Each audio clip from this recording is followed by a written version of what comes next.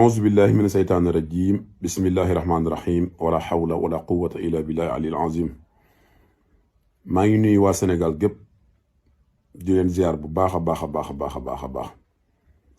tey dama fas yéene yëkkati sama kàddu waxtaan ak sama ay moroom, waxtaan ak ñoo xam ne man ak ñoom ñoo bokk génération, muy ndawi Sénégal, particulièrement nag ndawi région de Dakar ak région de Thiès.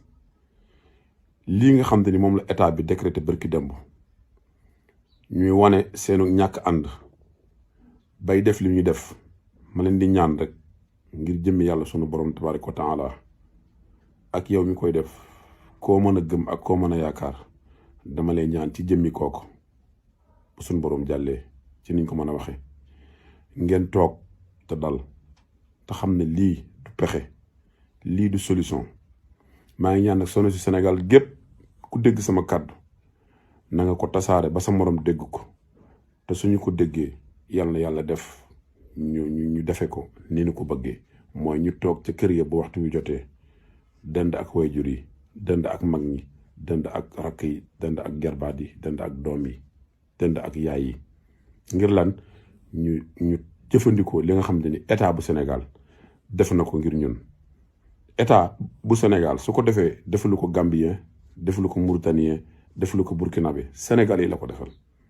donte nag jaadu woon na ñu wax leen, waxtaan ak yéen, leeral leen, parce que ñun ñoo leen jox suñu doole, ñun ñoo leen jox suñu kàddu, ñun ñoo leen di jox suñu lépp ngir ñoom ñu mën a am doole ba mën a wax ñu di ko def. ma leen di ñaan rek ngeen toog li wacc illahi taala, kenn bañ a génn ba waxtu wi jotee di yàq maa ngay def dara. maa ngi koy ñaan sone Sénégal yépp, ñun ñi nga xamante ni exegut ci ñun it bu ñu seetaan bu ñu ne nag ñun bokkuñu ci, parce que ci ñun lay jëm si. suñu defut li état bi wax, suñu defut mesure barrières yi, suñu defut li nga xamante ni mooy distanciation sociale yi ak da ci ànd yépp, wàññi dajaloo bi, ci ñun ñi nga xamante ni couvre-feu bi exegut ci ñun ci la jëm si, ndax Sénégal gépp dajoon nañ. kon bu ñu seetaan ñi mu dal tey, nañu waxtaan ak ñoom, xelal leen, jàppale leen ngir ñu toog jëfandikoo li nga xamante ni mooy ndigal li état bi santaane. yàggatul insha allahu rabbi, nañu muñ rek te ñaan yàlla li ñuy jort na danañ ko ñàkk ci guddi gi, suñ borom bi nga xamante ni mooy borom guddi ak bëccëg mën nañoo defal li ñu waroon a dabu ci guddi gi. yàlla sunu borom jàppandal nañu ko ci guddi gi, ci bëccëg gi, yàlla mën na ko, yàlla na ko yàlla def. kon daal maa ngi ñaan ku yëpp déggu sama kàddu na tasaaroo. sono si Sénégal gépp nag laay waxal, waaye rawatina ñi nga xamante ni ñoom la mbir mi dalaguñ ci ñoom, mooy région de Dakar ak région de Thiès. maa ngi ñaan ñëpp bu waxtu wi jotatee bu kenn génn di yàq.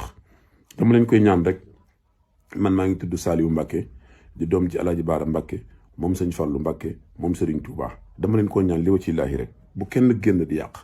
sono Sénégal gépp laa ko ñaan, ku ma xam ak ku ma xamul, kuy murit ak ku dul murit, kuy tijaan ak ku dul tijaan, kuy jullit ak ku dul jullit, Sénégal gépp laa ko ñaan bu kenn génn li wa ci laahi taala. jëfandikoo leen rek ndigal li état bi joxe. du yàgg insha allahu rabbi, du yàgg. nun noo fi ba sunu bopp ci niñ ko mën a waxee. kon nag bu kenn yàq, bu kenn génn, bu kenn forcé lu wax.